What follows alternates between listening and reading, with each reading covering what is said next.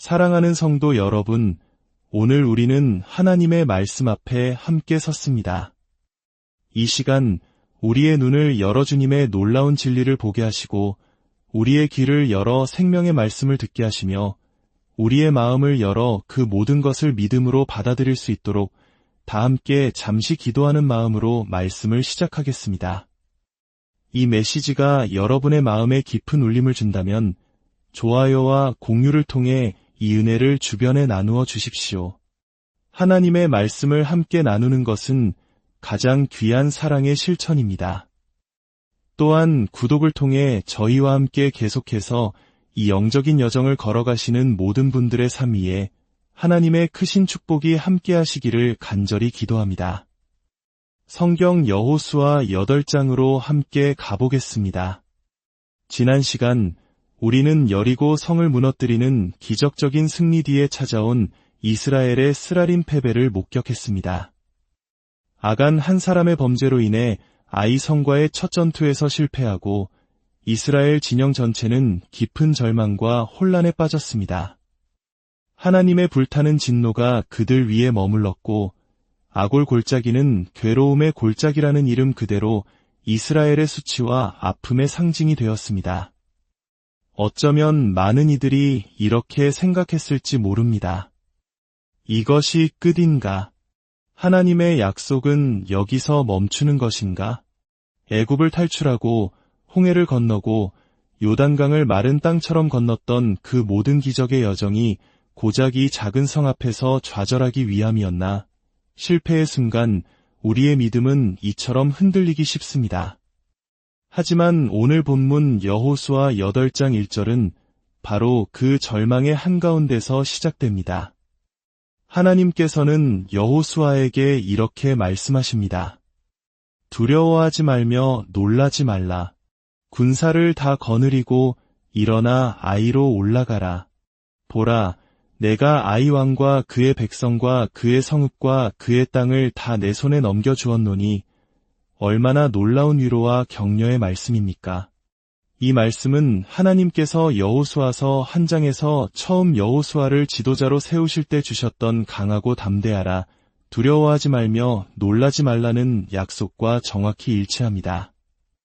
하나님께서는 지금 여호수아에게 이렇게 말씀하고 계신 것입니다. 여호수아야, 나는 너를 떠나지 않았다. 너희가 진영 가운데 있는 죄를 해결했을 때 나의 약속은 여전히 유효하다. 실패가 너희의 끝이 아니다. 우리 인생도 마찬가지입니다. 때로 우리는 거대한 열이고 성과 같은 문제 앞에서는 간절히 하나님께 매달리고 기도합니다. 하지만 작아 보이는 아이성 같은 문제 앞에서는 지난번 이스라엘이 고작 3,000명의 군사만 보냈던 것처럼 우리의 경험과 지혜를 의지하며 교만해질 때가 많습니다. 아이성의 패배는 우리에게 가르쳐줍니다. 우리 삶의 작은 문제들 앞에서도 하나님의 능력이 동일하게 필요하다는 사실을 말입니다. 가장 중요한 것은 죄와 실패가 우리의 마지막 이야기가 되어서는 안 된다는 것입니다.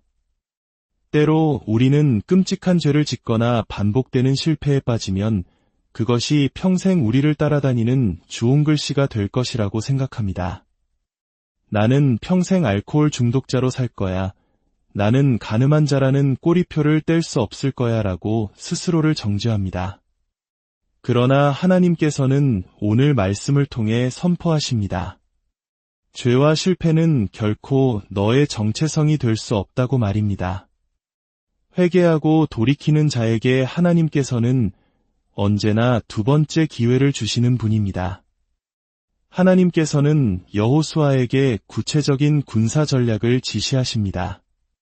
이번에는 모든 군사를 이끌고 도시 뒤편에 복병을 숨겨두는 고전적인 매복 작전을 사용하라고 명하십니다.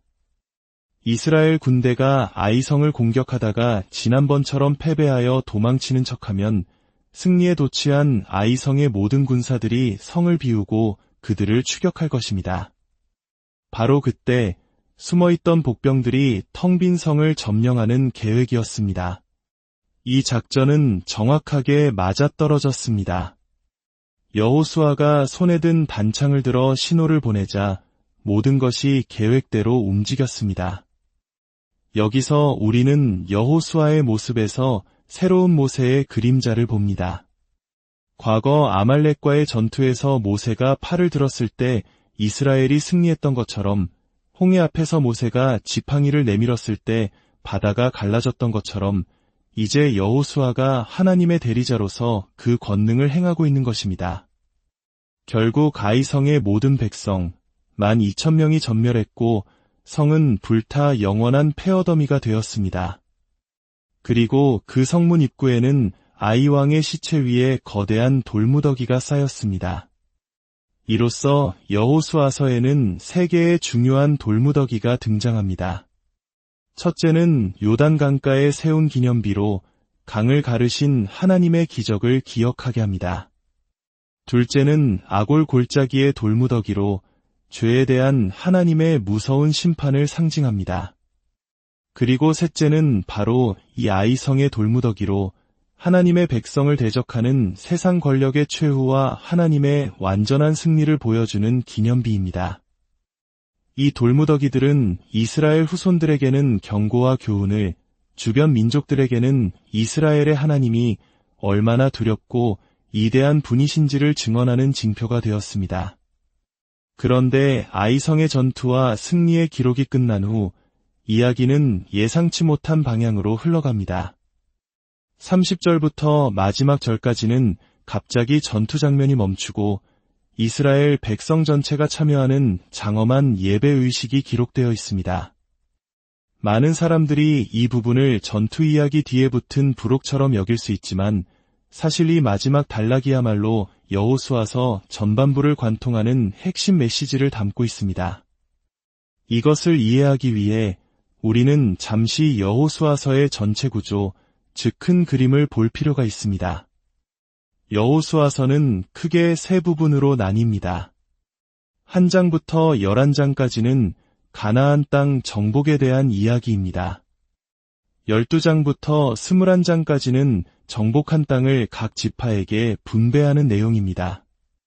그리고 22장부터 24장까지는 여호수아의 마지막 유언과 권면을 다룹니다. 오늘 우리가 주목할 부분은 첫 번째 부분인 정복 이야기입니다. 이 정복 이야기는 다시 5단계로 나뉘는데 각 단계는 가나안의 왕들이 이 소식을 들었을 때 라는 반복적인 구절로 시작됩니다. 그리고 우리가 지난 몇 주간 살펴본 여리고 성과 아이성 전투는 바로 정복의 첫 번째 단계를 이루는 하나의 묶음, 즉 5장부터 8장까지의 이야기입니다. 놀라운 사실은 이 정복의 첫 단계가 어떻게 시작하고 어떻게 끝나는지입니다. 5장에서 이스라엘 백성은 여리고 성을 공격하기에 앞서 할례를 행하고 유월절을 지켰습니다. 즉, 예배로 정복 전쟁을 시작한 것입니다. 그리고 그 첫 단계가 끝나는 오늘 본문 8장 마지막 부분에서 그들은 다시 한번 에발산에 제단을 쌓고 율법을 낭독하며 언약을 갱신하는 예배를 드립니다. 정복 전쟁의 시작과 끝이 모두 예배였다는 사실, 이것이 우리에게 무엇을 말해줄까요? 이것은 가나안 정복이 단순히 영토를 차지하기 위한 인간적인 전쟁이 아니라 하나님의 언약을 성취하는 거룩한 과정이며 그 모든 중심에는 하나님을 향한 예배가 있어야 함을 보여줍니다. 이 거룩한 언약 갱신 의식에는 3가지 중요한 상징물이 등장합니다. 바로 제단과 돌, 그리고 2개의 산입니다. 첫째, 제단입니다. 여호수아는 에발산에 다듬지 않은 돌로 제단을 쌓으라고 명령받습니다. 이것은 2가지 중요한 의미를 가집니다. 하나는 가나안 족속들이 화려하게 조각하여 만든 우상의 제단과 구별되게 하려는 목적입니다. 그러나 더 중요한 신학적 의미는 우리의 구원을 위한 희생 제사에는 어떠한 인간의 공로나 노력이 더해질 수 없다는 것을 상징합니다. 우리의 구원은 오직 십자가에서 모든 것을 이루신 예수 그리스도의 완전한 희생, 그 순전한 은혜로만 가능함을 보여주는 것입니다. 둘째, 돌입니다. 그들은 제단과는 별도로 회반죽을 칠한 큰 돌들 위에 모세의 율법을 기록했습니다. 돌 위에 말씀을 새기는 행위는 하나님의 말씀이 시대에 따라 변하는 가벼운 이야기가 아니라 영원히 변치 않는 우리의 삶의 기준이며 절대적인 표준임을 선포하는 행위였습니다. 셋째, 두 개의 산, 즉 그리심산과 에발산입니다. 이스라엘의 12지파는 절반씩 나뉘어 두 산 앞에 섰습니다. 그리고 레위인들은 에발산을 향해서는 율법을 어겼을 때 임할 저주를 선포했고 그리심산을 향해서는 순종했을 때 주어질 축복을 선포했습니다. 레위인들이 큰 소리로 저주의 말씀을 선포할 때마다 온 백성은 아멘이라고 화답했습니다. 이것은 하나님, 말씀대로 이루어지기를 원합니다라는 무서운 믿음의 고백이었습니다. 우상을 만드는 자는 저주를 받을 것이며 부모를 경홀히 여기는 자, 약자를 학대하는 자, 성적으로 타락한 자, 이웃에게 해를 끼치는 자 모두 저주를 받을 것이라는 선포의 백성들은 아멘으로 동의했습니다. 그리고 이어서 그리심산에서는 축복이 선포되었습니다. 신명기 28장에 기록된 대로 하나님의 말씀에 순종하는 자는 성읍에서도 복을 받고 들에서도 복을 받을 것이며 자녀와 토지와 가축이 복을 받고 들어와도 복을 받고 나가도 복을 받을 것이라는 약속이 온 땅에 울려 퍼졌습니다. 사랑하는 성도 여러분, 오늘날 우리는 모세의 언약 아래 있지 않습니다. 그러나 순종이 축복의 길이고 불순종이 저주의 길이라는 영적인 원리는 신약 시대에도 동일하게 적용됩니다.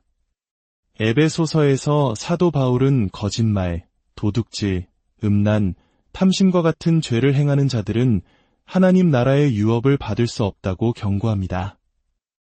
이것이 바로 신약의 에발산에서 외치는 저주의 경고입니다. 하지만 감사하게도 우리에게는 그리스도 예수 안에 있는 놀라운 축복이 있습니다. 우리의 대제사장이신 예수 그리스도께서 골고다 언덕 위에서 우리를 위해 모든 저주를 짊어지셨습니다. 그분은 우리를 대신하여 저주받은 자가 되심으로 우리를 율법의 저주에서 속량하셨습니다. 그러므로 이제 우리는 에베소서 1장의 말씀처럼 그리심산의 축복을 넘어선 하늘의 모든 신령한 복을 받은 자들입니다.